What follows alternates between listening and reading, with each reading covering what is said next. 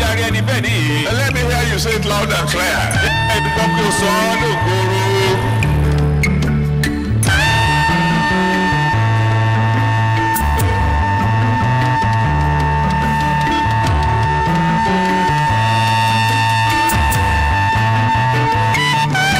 And I decree tonight that every one of you from now on you will begin to excel. Amen.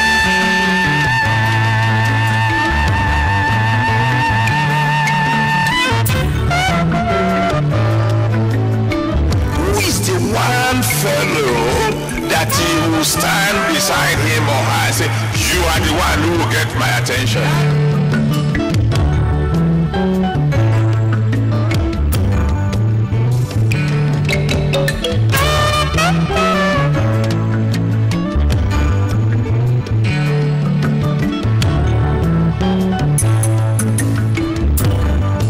The anointing allows you to enter into overflowing blessings.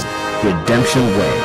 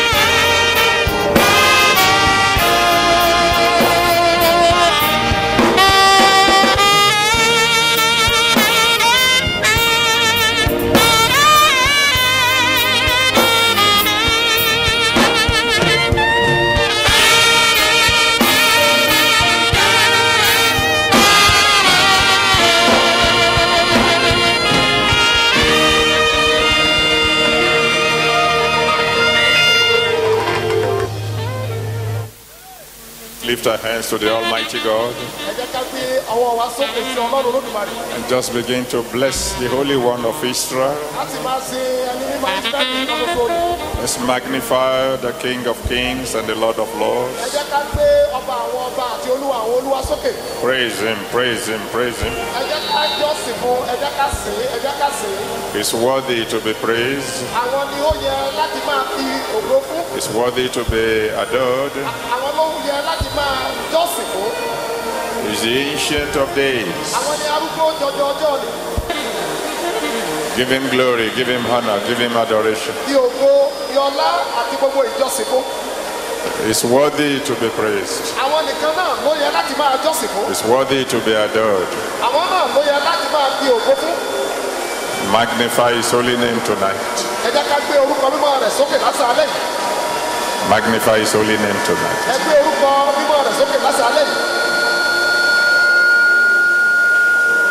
Magnify His holy name tonight. Thank you, Father.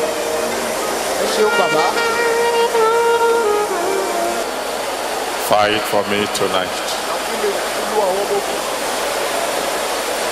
Give me victory tonight, total and complete.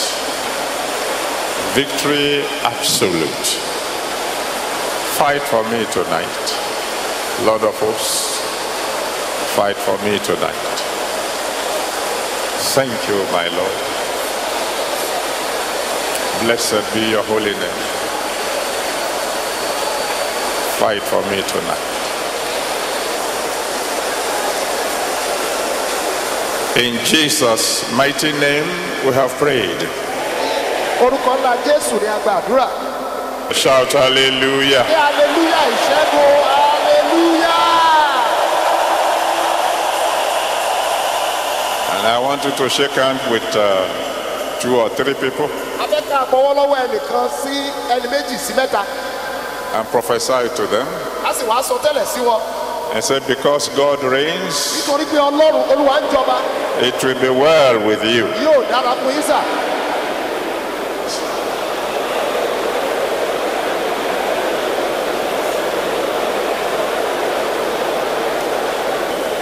And then we can put our hands together for the Almighty God. Ká pàtẹ́wọ́ wa fún Ọlọ́run ká sì jókòó.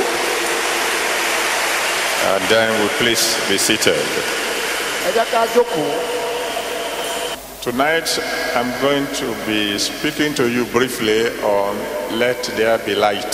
Lásàálẹ̀ yìí, àwọn bàbá máa bá wa sọ̀rọ̀ kíákíá ní àkòrí kí ìmọ́lẹ̀ kí ó wà. There's absolutely nothing good about darkness. Kò sọ nǹkan kan tó dára nípa òkùnkùn. Associated with darkness are things like sorrow. Àwọn ohun tó rọ̀ mọ́ òkùnkùn ni ìbànújẹ́. Psalm 30 verse 5. Ìwé orin Dáfídì orí ọgbọ̀n ẹsẹ̀ karùn-ún. Psalm 30 verse 5 says, weeping may endure for a night. Orin Dáfídì orí ọgbọ̀n ẹsẹ̀ karùn-ún sọ pé ẹkún lè pẹ́ di alẹ́ kan. Weeping and night are associated. Ẹkún àti alẹ́ ó dàbí ẹni pé wọ́n fara kọ́ra. But it says, joy cometh in the morning. Pé ayọ̀ ń bọ̀ lówùúrọ̀. Joy comes with light. Ayọ̀ máa ń bá ìmọ́lẹ̀ dé. Weeping is associated with night. Ẹkún àti òkùnkùn wọ́n wà papọ̀. And so I want to decree straight away Bàbá sì fẹ́ sọ tẹ́lẹ̀ sí wa lára lákọ̀ọ́kọ́. that your night season will end tonight. Amen. Pé àkókò alẹ́ ó ti dópin lálẹ́ yìí. In Matthew 22 verse 11 to 13. Nínú ìwé Matthew orí kejìlélógún ẹsẹ̀ kọkànlá sí ìkẹtàlá. Matthew 22 11 to 13. Matthew orí kejìlélógún ẹsẹ̀ kọkànlá sí ìkẹtàlá. The Bible tells us about a wedding feast. Bíbélì sọ fún wa nípa ìgbéyàwó kan tí wọ́n ń ṣe. And the one who called the feast came and saw somebody who didn't have on the wedding gown. Ẹnìkan sì wà ń bẹ̀ tó jẹ́ pé kò ní aṣọ ìgbéyàwó. They said he should be taken into outer darkness, Wọ́n ní ẹ dì í ẹ sọ síta nínú òkùnkùn biribiri. where there will be weeping and gnashing of teeth. Níbi tí ẹkún àti ìpayín keke wà. Darkness and weeping and gnashing of teeth, they go together. Òkùnkùn, ẹkún àti ìpayín keke ọ̀rẹ́ ni wọ́n, ọmọ ìyá kan náà ni wọ́n. In that name that is above every other name, Ní orúkọ tó ga ju gbogbo orúkọ lọ. there is someone here tonight who will never weep again. Amen. Ẹnìkan ń bẹ ní ìlálẹ̀ yìí tí ò ní sọkún mọ́ títí láéláé. Because there is going to be light. Nítorí pé ìmọ́lẹ̀ ní láti wà. If you go through Exodus chapter 10 verse 21 to 23, Tí a bá lọ sínú ìwé Ẹ́xọ́dù orí kẹwàá ẹsẹ̀ ìkọkànléníogún sí ìkẹtàléníogún. Exodus 10 21 to 23, Ìwé Ẹ́xọ́dù orí kẹwàá ẹsẹ̀ ìkọkànléníogún sí ìkẹtàléníogún. you will discover that when there is darkness, movements will cease. A ó ṣàwárí bẹ̀ pé nígbà tí òkùnkùn bá wà, àwọn ènìyàn ò ní lè lọ torí wọn ò ní ríran láti rìn. Progress comes to an end. Ìlọsíwájú á sì wá dúró ti rí. So all of you who have been stagnant, Gbogbo ẹ̀yin tẹ́ ẹ ti ń dúró ti rí bí odò. who have been held stagnant by forces of darkness, Tí a ti mú yín dúró ti rí lójú kan náà tẹ́ ò ní ìlọsíwájú pẹ̀lú agbára òkùnkùn. in that name that's above every other name, Ní orúkọ tó ga ju gbogbo orúkọ nìlọ. your progress begins today. Amen. Ìlọsíwájú yín bẹ̀rẹ̀ lónìí. Whenever there is darkness, Nígbà tí òkùnkùn bá wà, defeat is inevitable. ìjákulẹ̀ ó wà pẹ̀lú rẹ̀. Whenever there is darkness, failure is inevitable. Níbi tí òkùnkùn bá wà ìfìdírẹmi náà ó wà ńbẹ̀. I used to be a boxer. Bàbá jẹ́ àjẹsẹ́. Those of you who are not boxers, you probably must have wondered. Gbogbo ẹ̀yin tí ẹ ti rí àwọn àjẹsẹ́. Ẹ̀yin tí ẹ kì í tẹ òun jẹ̀sẹ́. Gbogbo ẹ̀yin tí ẹ ò kì í jẹ̀sẹ́. When you see boxers fighting, Nígbà tí ẹ bá rí àwọn àjẹsẹ́ tí wọ́n ń jà, you wonder, ẹ máa ṣèwádìí ẹ̀ pé kí ló ṣẹlẹ̀. why are they aiming at the head? Kí ló dé tó jẹ́ pé ọ̀kánkán orí wọn ni wọ́n ń ju ẹ̀sẹ́ sí? The head is small. Orí yìí kéré. The head can easily be moved to the left and right. A sì lè mú orí yìí sọ́pẹ́ ẹ̀gbẹ́ ọ̀tún ẹ̀gbẹ́ òsì. The head can be moved backwards. A tún lè mú agbé orí náà sí ẹ̀yìn. And the belly is big. Ikùn sì tóbi. The chest is big. Àyà tóbi.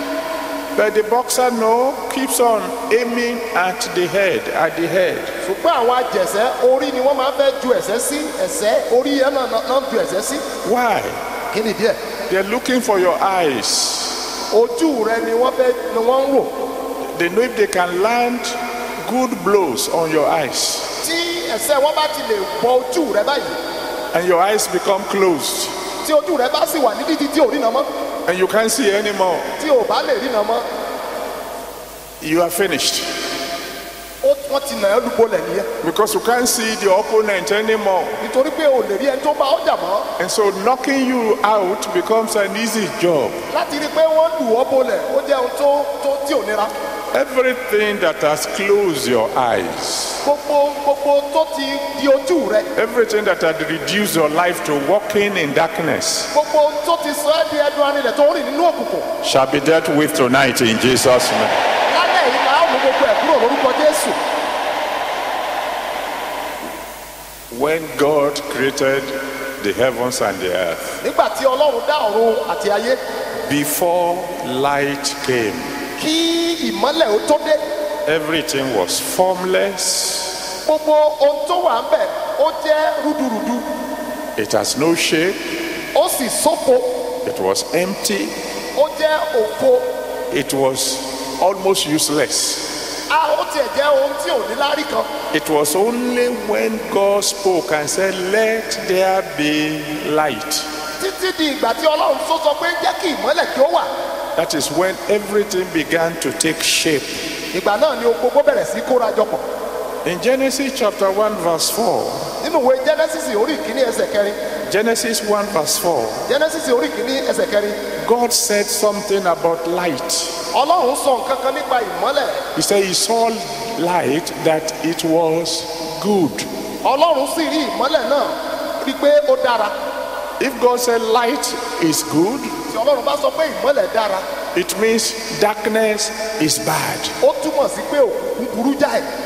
And everything associated with darkness in your life, Gbogbo tó sì fara kọ́ òkùnkùn nínú ayé rẹ. God will change it tonight in Jesus' name. Amen. Ọlọ́run yóò yí wọn padà lálẹ́ yìí. Now, Báyìí, light is far, far better than darkness. ìmọ́lẹ̀ dára gbogbo jọjọ ju òkùnkùn lọ. I'm praying that the Almighty God will convince you tonight Mo ń gbàdúrà pé kí Ọlọ́run kó jẹ́ kó dá ọ lójú kó sì lè yí ọkàn rẹ padà. that you will choose light instead of darkness. Pé kí ìwọ kí ó lè yan ìmọ́lẹ̀ ní dípò òkùnkùn. In Luke chapter 8, verse 1 to 3. Nínú ìwé Lúùkù orí ìkẹjọ ẹsẹ̀ kìíní sí ìkẹta. Luke 8, verse 1 to 3. Lúùkù orí ìkẹjọ ẹsẹ̀ kìíní dé ìkẹta. Bible talked about a woman called Mary Magdalene. Bíbélì sọ̀rọ̀ nípa obìnrin kan tí à ń pè ní Maria Magdalene. She used to be a chairman in the meeting of witches. Ó jẹ́ alága obìnrin nínú ẹgbẹ́ àwọn àjẹ́. She had 7 demons in her before. Àwọn ẹ̀mí òkùnkùn méje ló wà nínú ẹ̀. But then light came into her life Ìmọ́lẹ̀ wá dé sí inú ayé rẹ̀. and she became a divine treasurer. Ó sì wá jẹ́ ẹni tó máa ń fi owó rán ìrere lọ́wọ́. It is better to be a divine treasurer, Ó dára láti jẹ́ akápò owó sí Ọlọ́run. serving the Almighty God with your resources, Kó máa sin Ọlọ́run pẹ̀lú àwọn àlùmọ́nì tí Ọlọ́run fi fún ọ. than to be a chief in the company of darkness. ju láti jẹ́ ẹni tí ó gboyè láàrin àwọn tó ń ṣe ibi. Darkness is so bad. Òkùnkùn burú jáì. Forces of darkness so bad Àwọn ẹ̀mí òkùnkùn náà burú jáì. that in Mark chapter 5, Nínú ìwé Máàkù orí ìkarùn-ún verse 12 to 13, ẹsẹ̀ kejìlá sí ìkẹtàlá. Mark 5, 12 to 13, Máàkù orí ìkarùn-ún ẹsẹ̀ kejìlá sí ìkẹtàlá. that when demons entered into pigs, Títí nígbà tí dé pé àwọn ẹ̀mí òkùnkùn yìí wọ́n wọnú ẹlẹ́dẹ̀ lọ. they decided to die rather than inhabit forces of darkness. Àwọn agbo ẹlẹ́dẹ̀ yìí pinnu pé ó kúkú sàn káwọn ó kú jù kí ẹ̀mí òkùnkùn máa gbénu wọn. And when we talk about pigs, Tí a bá sì ń sọ̀rọ̀ nípa ẹlẹ́dẹ̀, we don't even think too highly about them. ṣé àkíronú wọn bí àwọn ẹranko tó jẹ́ pé a lè gbé sókè? They don't seem to have too much wisdom. Wọn ò ní ọgbọ́n kan tó gbé sókè. You wash a pig Tí ẹ bá wẹ ẹlẹ́dẹ̀ tán báyìí, and you give it an opportunity to go straight to the mud, it will go straight there. tí ẹ bá sì fún ní àyè láti lọ sí ibi tó dọ̀tí ibẹ̀ ni ó máa lọ. The pig doesn't mind wallowing in the mud. Àwọn ẹlẹ́dẹ̀ ibi tí ẹrọ̀fọ̀ bá wà ni wọ́n ti máa ń wẹ̀. But when it comes to demons in them, Ṣùgbọ́n nígbà tí a wá sọ̀rọ̀ nípa àwọn ẹ̀mí òkùnkùn nínú wọn, no. They say, we are not that bad. àwọn wípé eléyìí àbúrú tó eléyìí. Rather than allow demons to live in them, Dípò kí á fi gba ẹ̀mí òkùnkùn láàyè nínú ayé wa, they preferred to die. wọ́n wá yàn láti kú. I think somebody should be at least a little wiser than A pigs. sì wòye pé ó yẹ kí ẹnìkan ní ìkógbọ́n ju ẹlẹ́dẹ̀ lọ. That's why I'm praying for all of you who are in any way whatsoever inhabited by demons tonight. Báyọ̀ la ṣe ń gbàdúrà fún gbogbo ẹ̀yin tó jẹ́ pé ní ọ̀nà kan àbí ọ̀nà míì ẹ̀mí òkùnkùn ń gbénú ayé yín. Tonight, Lálẹ́ yìí, you'll be free in Jesus' name. ẹ ó di òmìnira lórúkọ Jésù o. Now, let there be light Jẹ́ kí ìmọ́lẹ̀ ó wà. can be a command. Ó lè jẹ́ ìpàṣẹ fúnni. When it came from the mouth of God, Nígbà tí ó ti ẹnu Ọlọ́run jáde, it is a command. ó jẹ́ ìpàṣẹ. Let there be light, Jẹ́ kí ìmọ́lẹ̀ kí ó wà. and there was light. Ìmọ́lẹ̀ sì wà. Darkness, get out of the way, Òkùnkùn kúrò lójú ọ̀nà. and immediately darkness obeyed. Lójú ẹsẹ̀, òkùnkùn gbọ́rọ̀ agbára ẹ̀, ó sì fò lọ. In Mark chapter 5, Nínú Máàkù orí ìkarùn-ún, verse 1 to 15, ẹsẹ̀ ìkíní sí ìkarùndógún. Mark 5, verse 1 to 15, Máàkù orí ìkarùn-ún, ẹsẹ̀ ìkíní sí ìkarùndógún. when he spoke to the demons inhabiting the madman of Gadara, Nígbà tí Jésù sọ̀rọ̀ sí àwọn ẹ̀mí òkùnkùn tó wà nínú wèrè ara Gádárà nì. all he said was, go, and they left. Ohun tó sọ fún wọn ni pé jáde, wọ́n sì jáde. Tonight, Lásàálẹ̀ yìí, God is going to speak to somebody Ọlọ́run yóò sọ̀rọ̀ sí ẹnìkan. and command all forces of darkness holding you down to leave in Jesus' name. Yóò sì pàṣẹ fún gbogbo àwọn ẹ̀mí òkùnkùn tó mú ọ dẹdun arinlẹ̀ láti jáde. But let there be light Ṣùgbọ́n tí a bá sọ pé jẹ́ kí ìmọ́lẹ̀ ó wà náà, can be an advice. ó sì lè jẹ́ ìgbani ní ìmọ̀ràn. It can be an advice to you. Ó lè jẹ́ ìgbani ní ìmọ̀ràn sí ìwọ. Because if God says he wants to bless you and you say you don't want to be blessed, what shall we do? Tí Ọlọ́run bá sọ pé mo fẹ́ bùkún fún ọ tó sọ pé bẹ́ẹ̀ kọ́ o fẹ́ bùkún, kò sí ohun tọ́lọ́run lè ṣe. He said in Revelation chapter 3, Ó sọ ní ìwé ìfihàn orí ìkẹta, verse 20, ẹsẹ̀ ogún. Revelation 3:20, Ìfihàn orí ìkẹta, ẹsẹ̀ ogún. he said, behold, I stand at the door. Ó wí pé kíyèsí mo dúró ní ẹnu ọ̀nà. The light of the world says, I stand at the door Ìmọ́lẹ̀ ayé sọ pé mo dúró ní ẹnu ọ̀nà. and I'm knocking at your door. Mo sì ń kanlẹ̀kùn, mo ń kanlẹ̀kùn rẹ. He said, if you hear my voice Tó o bá gbọ́ ohùn mi, and you open the door to me, tó o bá ṣílẹ̀kùn náà fún mi, he said, I will come in. èmi ò wọlé wá. I will bring my light in. Mi ò gbé ìmọ́lẹ̀ tèmi wọnú ayé rẹ. And when light comes in, darkness will leave. Tí mo bá sì gbé ìmọ́lẹ̀ mi wọlé, òkùnkùn láti paradà. But if you say, I don't want you to come in, he won't force his way in. tó bá sọ pé mi ò fẹ́ kó o wọlé ọlọ́run ò sẹ́ni tó fagídí mú ni yóò lọ ni.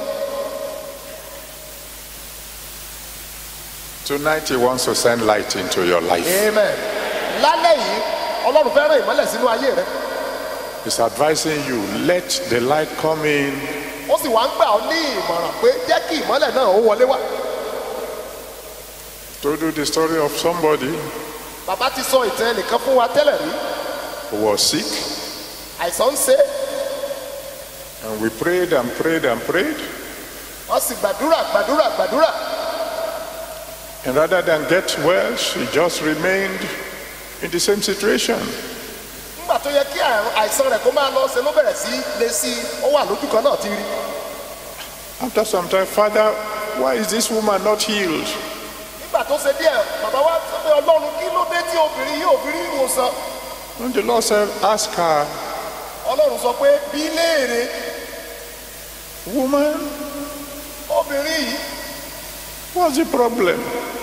kí ni wàhálà rẹ gan. Because God said, ask her, does she want to be healed? torí pé ọlọ́run ní kí bàbá bí pé ṣé o fẹ́ gba ìwòsàn rẹ bí. Woman, do you want to be healed? She said, no. ó bi obìnrin náà léèrè pé ṣé o fẹ́ gba ìwòsàn bí ó ní bẹ́ẹ̀ kọ́. What do you mean, no? Every sick fellow wants to be healed. That's what we thought. bóyá ògbọ́n tí mo bèrè nítorí pé gbogbo ẹni tó ń ṣàìsàn ló fẹ́ gba òmìnira kí ni ìdílé Ìyẹn lárò tẹ́lẹ̀. ìyẹn la rò tẹ́lẹ̀. Why don't you want to be healed? kí ni ìdí náà tó fi fẹ́ gba ìwòsàn rẹ. She said, ó wí pé when I was well, nígbà tí ara mi bá dá nígbà tí mo wà lára dídá, nígbà tí ara mi bá dá tára mi dá. nígbà tí ara mi dá My husband will go to work. ọkọ mi á lọ sí ibi iṣẹ́. When he finishes from work, he will go from there to the clubhouse. nígbà tó bá kúrò ní ilé iṣẹ́ á lọ sí ibi tí àwọn kan tí wọ́n ti máa ń dá gbádùn ara wọn. And then come home very late. yóò sì wá ní òru ọ̀gànjọ́. Since I became sick, láti ìgbà tí ara mi ò ti dá yìí as soon as he finishes from work, tó bá ti kúrò ní ilé iṣẹ́ rẹ̀ he come home straight. ilé ló pọ̀ tààrà. He said, let me be sick and let him keep coming home straight. jẹ́ kí n wà nínú àìsàn yìí kọ́kọ́ mi sáà máa wálé láti ibi iṣẹ́. Let me ask you a question tonight. jẹ́ kí n bi ọ́ ní ìbéèrè kan lálẹ́ yìí. Do you really want light to come into your life? tó o fẹ́ kí ìmọ́lẹ̀ wọnú ayé rẹ bí? Are you sure? tó dá ọ lójú. I'll give you another example. a fi àpẹẹrẹ míì fún yìí. There was a woman, obìnrin kan ń bẹ and the husband brought for deliverance. ọkọ rẹ̀ gbé wá fún ìtúsílẹ̀. We're praying, wọ́n gbàdúrà. bind the forces of darkness, ask it to go. wọ́n dé gbogbo àwọn ẹ̀mí òkùnkùn ẹ jáde. Nothing happened. nǹkan kan ò ṣẹlẹ̀. Finally, we asked the woman, ní òpin rẹ̀ wọ́n wá bí obìnrin yìí. do you want to be free? sọ fẹ́ di òmìnira bí? She said, no. ó wí pé rárá. What do you mean by no? èyí ti ṣe tó sọ pé rárá. She said, the power that I use to control my husband, pé agbára tí mo fi máa ń darí ọkọ mi. you want me to lose it? ẹ fẹ́ kí n pàdánù ẹ̀. I tell him to drive me. I ask him to drive me out. ẹ wá ń sọ pé Màá ní kó gbé mi jáde. ẹni kó gbé mi jáde. Màá ní kí ọkọ mi gbé mi jáde. màá ní kí ọkọ mi ó gbé mi jáde. He will drive me to where I'm going. á gbé mi lọ síbi tí mò ń lọ. I will ask him to sit in the car. màá ní kí ọkọ mi ó jókòó nínú ọkọ̀ ayọ́kẹ́lẹ́. I will go upstairs to my boyfriend. màá lọ sórí òkè pẹ̀lú àwọn ọ̀rẹ́ abánidẹ́sẹ̀ mi. When I finish, tí n bá parí I will come and meet him in the car. màá bá níbi tó jókòó sí nínú ọkọ̀. You want me to lose that power? ẹ fẹ́ kí n sọrú agbára yìí nù. Every evil power that is controlling your life, gbogbo àwọn ẹ̀mí ibi tó ń darí ayé yín. and God will give you victory over that power tonight. ọlọ́run yóò fún ọ ní ìṣẹ́gun lórí ẹ̀ lásàálẹ̀ yìí.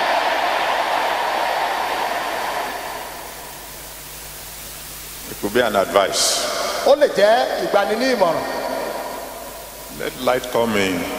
jẹ́ kí ìmọ́lẹ̀ ó wọlé. Open the door to light. sí ilẹ̀kùn fún ìmọ́lẹ̀. Let God drive darkness away from your life jẹ́ kí ọlọ́run kó lé òkùnkùn jáde kúrò nínú ayé rẹ so you can walk in victory. pé kí ìwọ kí ó lè máa rìn nínú ìṣẹ́gun. Jesus Christ said it clearly. Jésù Kristi sọ nípa yan Those who walk in light pé ẹnikẹ́ni tó bá rìn nínú ìmọ́lẹ̀ will not stumble. àwọn ni ò kì í fẹsẹ̀ kọ. Those who walk in darkness, àwọn tó bá rìn nínú òkùnkùn they don't even know where they are going. wọn tiẹ̀ mọbi tán lọ. Their life will have no purpose. ayé wọn kò ní lójútùú. They have no direction. wọn ní ọ̀nà kan gbòógì tí wọ́n ń lọ. But let there be light. tí a bá ti sọ pé jẹ́ kí ìmọ́lẹ̀ ó wà Can be a cry for help. ó sì lè jẹ́ ìkégbe tàbí bíbèrè fún ìrànlọ́wọ́. That's why we're going to spend some time in prayer tonight. ìdí tí a ó fi lo ọ̀pọ̀lọpọ̀ ìgbà àkókò lórí àdúrà nìyí. And we'll take just 2 examples very quickly. àpẹẹrẹ méjì ní kánkán la máa jẹ́ kẹ́ ẹ rí.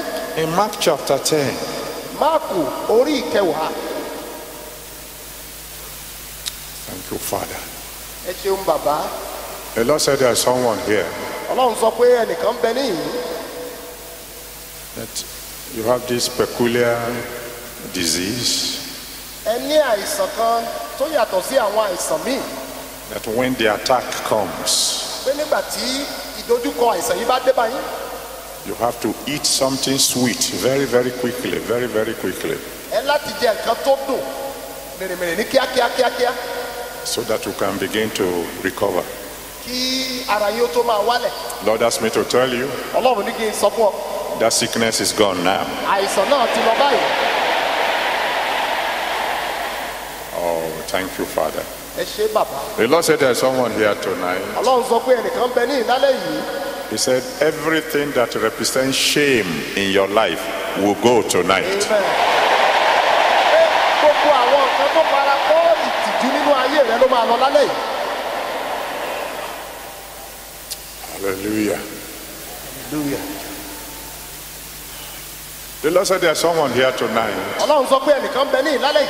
He asked me to tell you. ọlọ́run ní kí bàbá ó sọ fún ọ. He said, take it from me gbà á láti ọ̀dọ̀ mi wá. that this is your liberation season. amen. pé àkókò ìtúsílẹ̀ pátápátá rẹ lélẹ́yìí.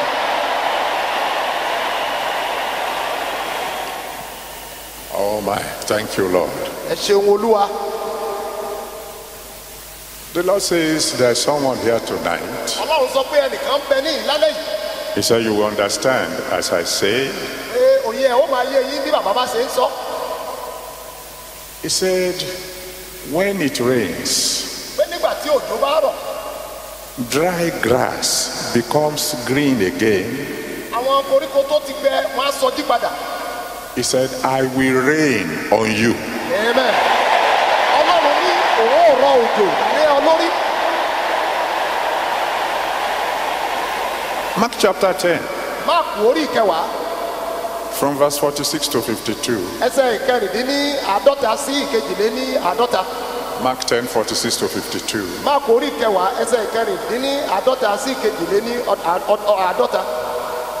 It is the story of Bartimaeus. You know him very well. ó jẹ́ ìtàn bátíméwù a mọ ìtàn náà dáradára.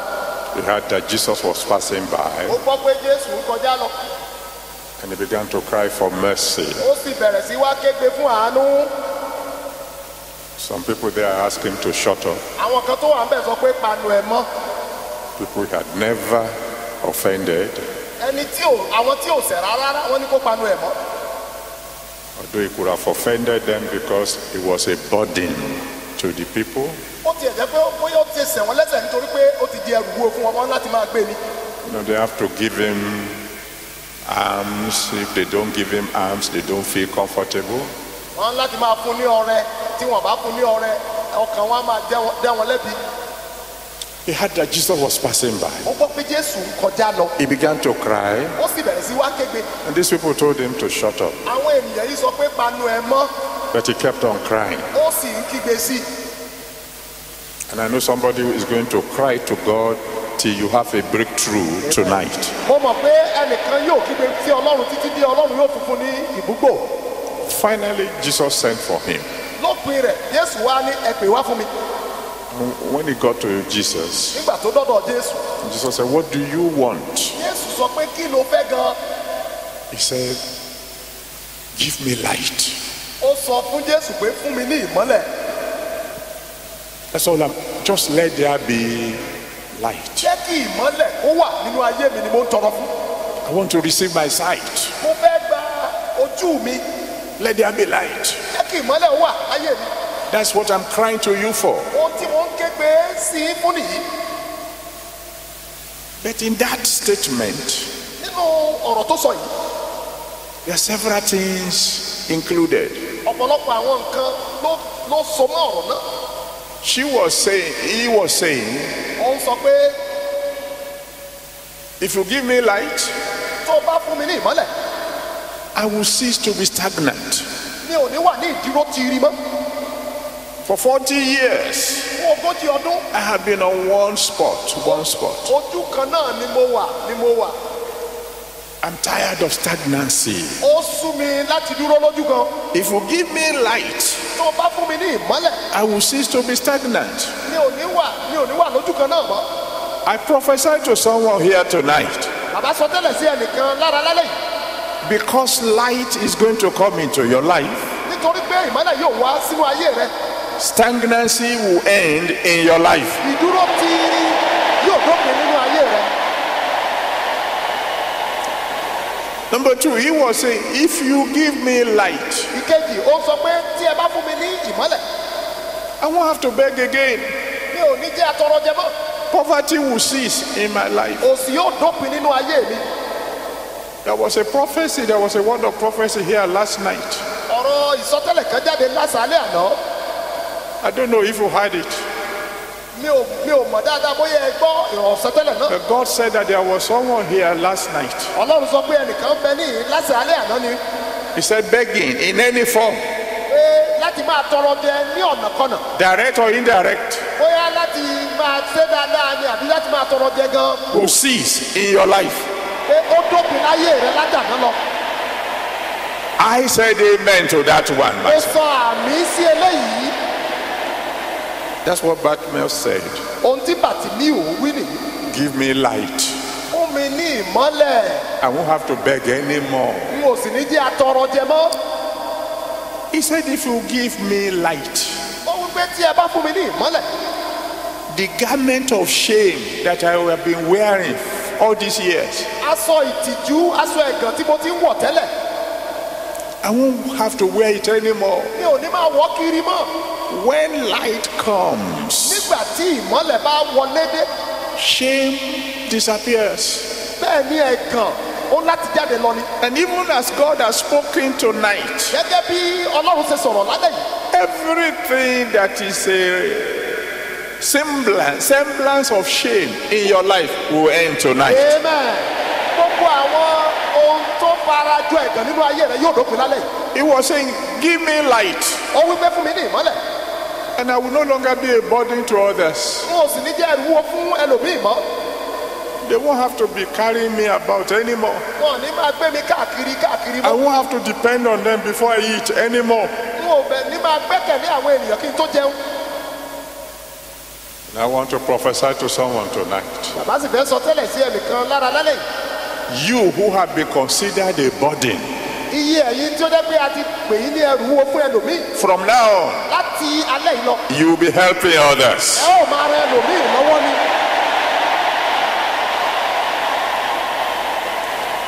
He was saying, if you will give me light, ó sọ pé tí ẹ bá lè fún mi ní ìmọ́lẹ̀, suddenly I will know where I am going. lójijì ní òye ibi tí mo ń lọ yóò yé mi. Some people don't even know where they're going. ọ̀pọ̀lọpọ̀ ní òtí ẹ̀ mọ́bí tó ń lọ. They wake up, wọ́n á jí, they eat, wọ́n á jẹun, they go to work, wọ́n á lọ síbi iṣẹ́, they come back, wọ́n á padà dé, they sleep, wọ́n á sùn, they wake up, wọ́n á jí, they eat, wọ́n á jẹun, they go to work, wọ́n á lọ síbi iṣẹ́, come back, wọ́n á padà dé, sleep, wọ́n á sùn. like that. bẹ́ẹ̀ ni wọ́n ṣe ń lo ọjọ́ ayé wọn. Year in, year out. ọdún tó kọjá, ọdún tó ń bọ̀, ọdún tó ti lọ, No direction, wọn níbi tí wọ́n ń lọ gbòógì, no goal. wọn tiẹ̀ ní ìlépa kankan. In that name that's above every other name. Ní orúkọ náà tó ju gbogbo orúkọ lọ ni. Beginning from tonight, Láti àṣálẹ̀ yìí lọ ni o. you will know where you are going. Ẹ ó mọ ibi tí ẹ ń lọ. Give me light, Bartimaeus said. Fún mi ní ìmọ́lẹ̀ Bàtímíù, bẹ́ẹ̀ ni Bàtímíù wí.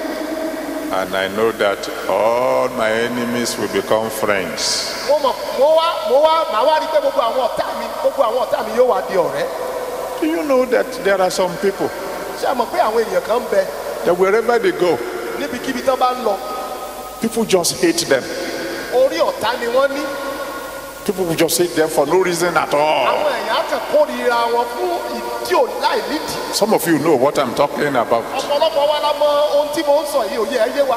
But when light comes, Wọ́n nígbà tí ìmọ́lẹ̀ bá dé, enemies become friends. àwọn ọ̀tá yóò wá di ọ̀rẹ́. Almighty God said, when a man's ways please God, Olódùmarè sọ pé tí ọ̀nà èèyàn bá wu Ọlọ́run, He will cause even his enemies to be at peace with him. yóò mú kí àwọn ọ̀tá ẹ̀ kó wà lálàáfíà pẹ̀lú rẹ̀. I decree to you tonight, Tó bá láṣẹ lórí ayé rẹ lálẹ́ yìí, all your enemies will become your friends. gbogbo àwọn ọ̀tá rẹ ló máa di ọ̀rẹ́ rẹ. He said, give me light, Ó wí pé fún mi ní ìmọ́lẹ̀, and I know all will be well. màá sì ohun gbogbo yóò sì wá dára. So that's all I need. Give me light. Ohun tí mo ń fẹ́ nílé fún mi ní ìmọ́lẹ̀. And every other thing will take care of itself. Ohun gbogbo yóò sì wá dára fún mi. God will give you light tonight. Ọlọ́run yóò fún ọ ní ìmọ́lẹ̀ lálẹ́ yìí. The second example, Àpẹẹrẹ kejì, before we go to pray, ká tó lọ gbàdúrà. is about this madman of Gadara in Mark chapter 5, Òun náà ni nípa wèrè ara Gádárà, Máàkù orí karùn-ún, verse 1 to 20. ẹsẹ̀ kìíní sí ẹsẹ̀ ogún. Mark 5, verse 1 to 20. Máàkù orí karùn-ún, ẹsẹ̀ kìíní sí ẹsẹ̀ ogún. You know the story very well. Gbogbo wa la mọ ìtàn náà dáadáa. This man was so full of demons Ọkùnrin yìí ẹ̀mí èṣù kù nínú tẹ́tẹ́tẹ́ tó bẹ́ẹ̀ gẹ́. that he was living in the graveyard. Ibi tí a ń sin òkú sí ló ń gbé. The Bible says every time he will be cutting himself with stones. Pé lóòrèkóòrè ni ọkùnrin máa ń fi òkúta ló máa ń fi ya ara ẹ̀ ló máa ń fi ṣe ara ẹ̀ léṣe. Every day he will be crying out in pain, in agony. Ojoojúmọ́ ló máa ń kégbe nírora, ó máa ń kégbe oró. Anybody looking at him cannot even know that inside this madman is an evangelist. Kò sẹ́ni tó lè mọ̀ pé nínú wèrè ara Gádárà yìí ẹnìkan tó máa mú ìrere lọ sókè òkú wà nínú ẹ̀. Nobody knew until light came into his life. Kò sí ẹnikẹ́ni tó mọ̀ títí di ìgbà tí ìmọ́lẹ̀ wọnú ayé ẹ̀. He saw Jesus coming, Ó rí Jésù tó ń bọ̀. fell at his feet. Ó wólẹ̀ lẹ́sẹ̀ rẹ̀. Even though the demons won't allow him to speak, Ó tiẹ̀ jẹ́ pé àwọn ẹ̀mí òkùnkùn náà ò jẹ́ kó sọ̀rọ̀. the Almighty God could see Ṣùgbọ́n Ọlọ́run Olódùmarè tó lè rí that this fellow is crying pé ọkùnrin yìí ó ń kérora nínú, for light. ó sì ń kégbe pé ìmọ́lẹ̀ nínú rẹ̀. And because he cried for light, Nítorí pé ó ń kégbe láti ní ìmọ́lẹ̀, and light came into his life, ìmọ́lẹ̀ sì wọnú ayé rẹ̀. several things changed. Ọ̀pọ̀lọpọ̀ àwọn nǹkan ló yí padà nínú ayé rẹ̀.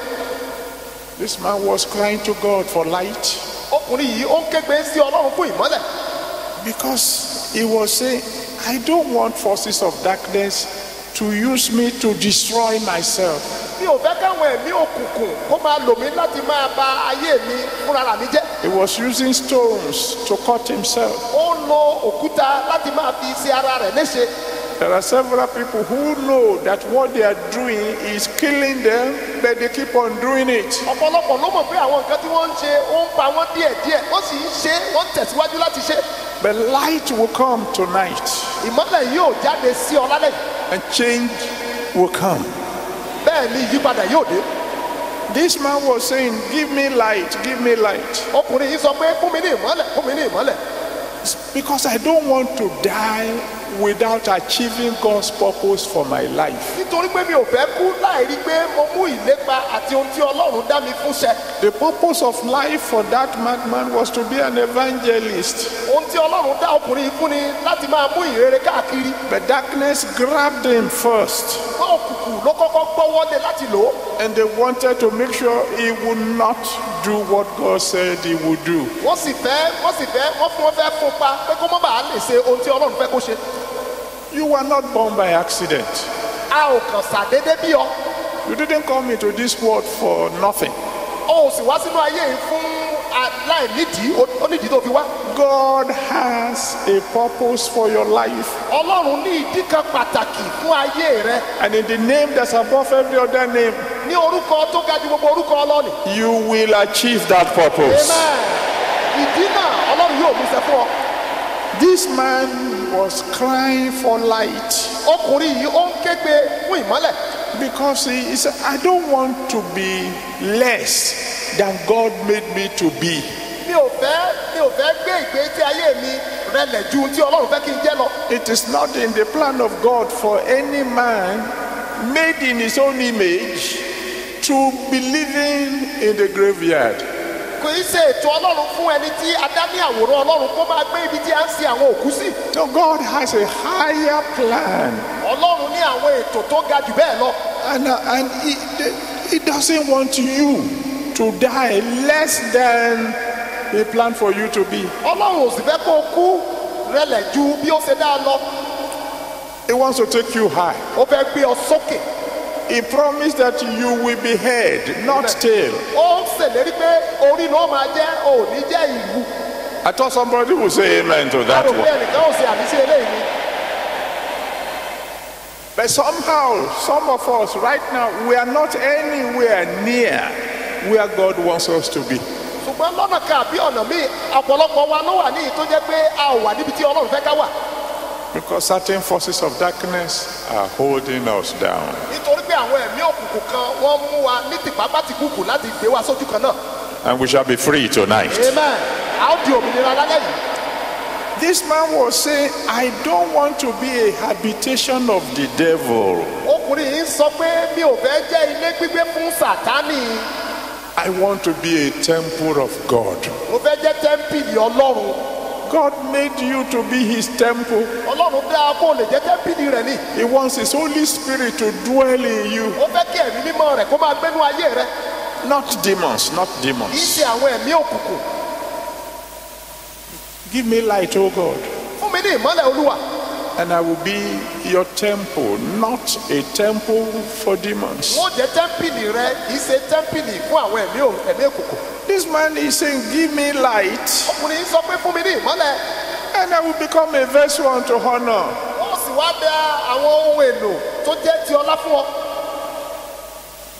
Give me light. fún mi ní ìmọ́lẹ̀.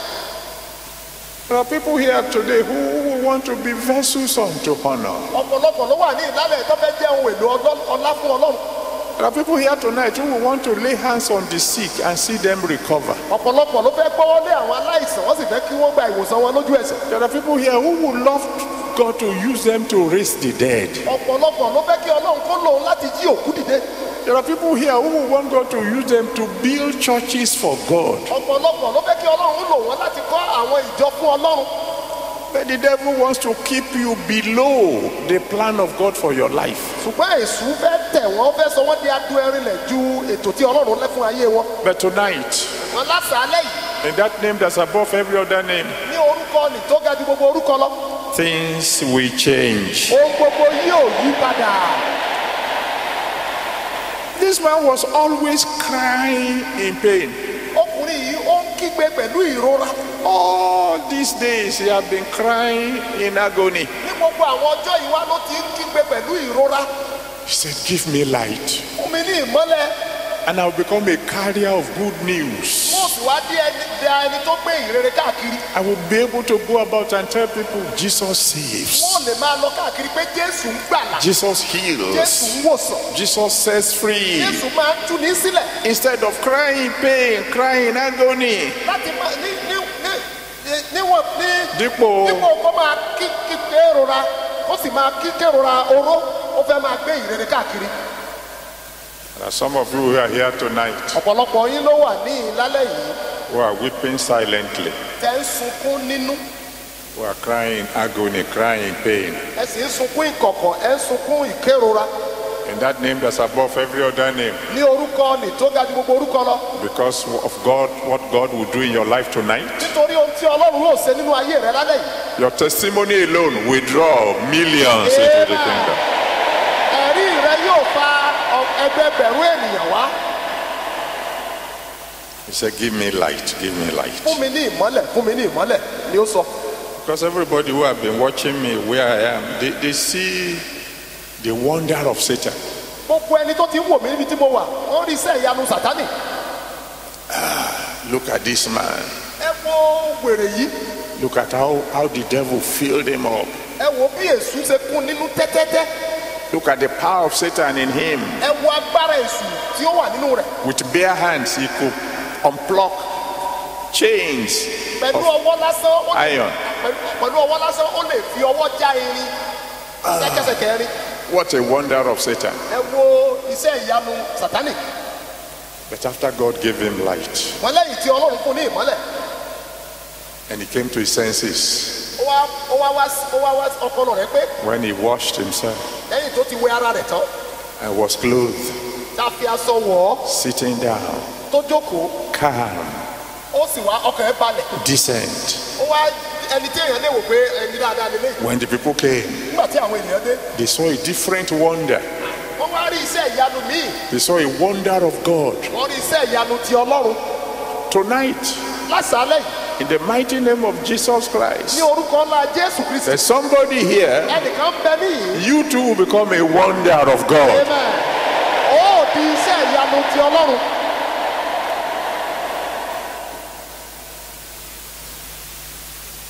I tell you one or two very quick stories. ó sọ ìtàn kékeré bíi kan àbí méjì fún yín. And then we'll go and pray. lẹ́yìn eléyìí a ó lọ gbàdúrà. Before I got born again, kí àwọn bàbá tó di àtúbí, I was married, wọ́n ti fẹ́yàwó, I have children. wọ́n lọ́mọ, I was lecturing at the University of Lagos. wọ́n sì jẹ́ ẹni tó ń kọ́ àwọn ènìyàn lẹ́kọ̀ọ́ nílé ẹ̀kọ́ yunifásitì. I was earning a salary, wọ́n ń gba owó tó dára, good salary according to the situation then. owó tó dára ní gẹ́gẹ́ bí àkókò náà. I had a car. wọ́n ní mọ́tò ayọ́kẹ́lẹ́, I even hired a driver. wọ́n tiẹ̀ ní ẹni awakọ̀. But by the middle of the month, ṣùgbọ́n ní ìdajì oṣù, I've been borrowing money from my driver to buy petrol. wọ́n á ti bẹ̀rẹ̀ sí máa yáwó lọ́wọ́ awakọ̀ wọn láti máa ra epo pẹntiró sínú ọkọ̀. Why? kí nìdí ẹ̀? Because if one child is sick today, nítorí pé tọmọ kan bá ṣàìsàn lónìí, by the time that one is getting well, the second one will pick it up. tí ara ìyẹn bá ti ń dá, ìmí àtúgbè. At that time that one is getting well, I will pick it up. nígbà tí ara ẹni náà bá ń dá, èmi náà àtúgbè ẹ̀sìn náà. And the car will break down. ọkọ̀ náà nígbà míì á tún fẹnu kọ́lẹ̀. Money was coming in, owó ń wá lọ́pọ̀lọpọ̀, but it was also disappearing. ó sì ń lọ, ó ń fò lọ bẹ́ẹ̀. The light came ìmọ́lẹ̀ dé into my life, sínú ayé bàbá. and suddenly bẹ́ẹ̀ ni lójijì sickness disappeared. àìsàn ó papòdà. Children don't fall sick anymore. àwọn ọmọ ò ṣàìsàn mọ́, Daddy is healthy. dádì náà ò ṣàìsàn mọ́. Even the car seemed to realize that light has come ọkọ̀ ayọ́kẹ́lẹ́ kan gba ìwòsàn. and nítorí stop ìmọ́lẹ̀ giving náà. me trouble. ọkọ̀ ayọ́kẹ́lẹ́ náà kò fún wọn ní wàhálà mọ́. Because one day torí pé lọ́jọ́ kan that car broke down. ọkọ̀ náà ó fẹnu kọ́lẹ̀. Shortly after light came into my life, lẹ́yìn tí ìmọ́lẹ̀ dénú ayé bàbá, very close to a mechanic. lẹ́gbẹ̀ẹ́ ibi tí àwọn tó ń tú ọkọ̀ ṣe wà, And that one came, ìyẹn náà wá bẹ̀. took a look at the car. ó wo ọkọ̀ ayọ́kẹ́lẹ́ yìí, I said, this is what is wrong. ó wí pé ohun tó bá fò nìyí. The mechanic who have been treating this never look in this direction. àwọn tó ti ń fọwọ́ kan ọkọ̀ yìí wọn ò wo agbègbè tí mo ń sọ̀rọ̀ yìí. And he checked everything. ó sì wo gbogbo ẹ̀. And for months after that, fún ọ̀pọ̀lọpọ̀ oṣù lẹ́yìn náà, I didn't have to spend money on my car anymore. náà náwó lórí ọkọ̀ ayọ́kẹ́lẹ́ wọn. The hole in my pocket àwọn àwọn ihò tí Sátánì ti dá sínú àpò wọn. was sealed. Wọ́n wá di Ọlọ́run di. Because light came in. Nítorí pé ìmọ́lẹ̀ wọlé wá. Tonight, Lásàálẹ̀ yìí. light will come into the life of somebody. Amen. Ìmọ́lẹ̀ yóò wọnú ayé ẹnìkan wá o. Tell you another story quickly. A tún sọ ìtàn míì fún yín kíákíá. Some of you will know the man as soon as I begin to talk about it. Ọ̀pọ̀lọpọ̀ yín ló máa mọ ọkùnrin náà bí wọ́n bá ṣe ń sọ. He has a PhD in agriculture. Ọkùnrin yìí ó ní ó kẹ́kọ̀ọ́ gboyè, ó kẹ́kọ̀ọ́ débi bì nínú bí wọ́n ṣe ń ṣe iṣẹ́ oko. But he never got a job. Kò ríṣẹ́ ṣe. In those days when even BSc will get a job, he had PhD, he got no job. Àwọn tí ní àkókò náà àwọn tó bá tiẹ̀ kàwé onípò kínní wọ́n á ríṣẹ́. Eléyìí ti kàwé débi ìgbì ṣùgbọ́n kò ríṣẹ́. No job, Kò síṣẹ́. no wife, Kò sí aya. no future. Kò tiẹ̀ ní ọjọ́ iwájú. Nothing. Kò sóhun kó tó ní. When they brought him to see us, Nígbà tí wọ́n mú wá sọ́dọ̀ bàbá. you will not even believe that he ever went to school. Ẹ ò tiẹ̀ ní rí ẹ kàn máa wò pé ìjàgbẹ́ má ṣe lélẹ̀ kò lọ sùkúù. Because suffering had reduced him to something else. Nítorí pé òṣì ó ti wá rẹ̀ lọlẹ̀. Light came into his life. Ìmọ́lẹ̀ wọnú ayé rẹ̀ wá.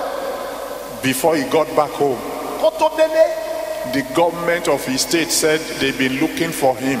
Àwọn ìjọba ìlú ibi tó ti wá ìpínlẹ̀ rẹ̀ wọ́n ti ń wá káàkiri. We have a job for you. Wọ́n ní pé a ní sẹ́tà fẹ́ fún ọ. He got a job. Ó ríṣẹ́ gbà. Months later, Ní oṣù díẹ̀ sígbà náà. he got married. Ó fẹ́ yàwó. The wife became pregnant. Ìyàwó ẹ̀ náà wá lóyún. 9 months later, Oṣù mẹ́sàn-án sígbà náà. a set of twins. Ìbejì. When light comes, Nígbà tí ìmọ́lẹ̀ bá wọlé. victory comes. Ìṣẹ́gun wọlé dé nìyẹn. How many of you want victory tonight? Èèyàn mélòó ló fẹ́ ìṣẹ́gun lálẹ́ yìí? How many of you want complete victory tonight? Èèyàn mélòó ló fẹ́ ìṣẹ́gun pátápátá korogodo? And so shall it be in Jesus' name. Amen. Bẹ́ẹ̀ ni yóò rí lórúkọ Jésù. But before you ask for light, Ṣùgbọ́n kó o tó béèrè fún ìmọ́lẹ̀, let me warn you, jẹ́ kí n kì ọ́ ní ìkìlọ̀ kan. light is dangerous. Ìmọ́lẹ̀ ó lè jẹ́ ohun tí ó lágbára púpọ̀. Dangerous, ó Ó léwu. léwu. Because light exposes. Ìmọ́lẹ̀ ó máa ń fi hàn gbogbo ohun tó fi pamọ́ sínú òkùnkùn ni. John chapter 3, Jòhánù orí ìkẹta verse 19 to 21. ẹsẹ̀ kọkànlélógún sí ìkọkànlélógún. John 3, 19 to 21. Jòhánù orí ìkẹta ẹsẹ̀ kọkànlélógún sí ìkọkànlélógún. Jesus Christ said, Jésù Kristì wípé this is the condemnation, pé eléyìí náà ni ìdálẹ́bi náà. that light comes to the world, Pé ìmọ́lẹ̀ wá sínú ayé. but the Son of Man prefer darkness to light, Ṣùgbọ́n àwọn ọmọ ènìyàn wọ́n fẹ́ràn òkùnkùn ju ìmọ́lẹ̀ lọ. because their works are evil. Nítorí pé iṣẹ́ ọwọ́ wọn burú. So anybody who is doing good will come to light. Ẹnikẹ́ni tó bá ń ṣe rere yóò wá sínú ìmọ́lẹ̀. One who is doing evil will want to stay in darkness. Gbogbo àwọn tó ń ṣe bí inú òkùnkùn náà ti fẹ́ máa ṣe. If you say, Lord, let there be light, Tó bá sọ pé Ọlọ́run jẹ́ kí ìmọ́lẹ̀ ó wà. and he answers your prayer, Tó bá dáhùn àdúrà rẹ, you will have to put an end to evil. òun láti dáwọ́ dúró láti máa ṣe ibi. If true light comes into your life, Tí ìmọ́lẹ̀ tòótọ́ bá wọnú ayé rẹ wá. if you want to do evil, it will become impossible for you. Tó bá fẹ́ ṣe ibi kò ní ṣeé ṣe fún ọ. You're watching Redemption Way.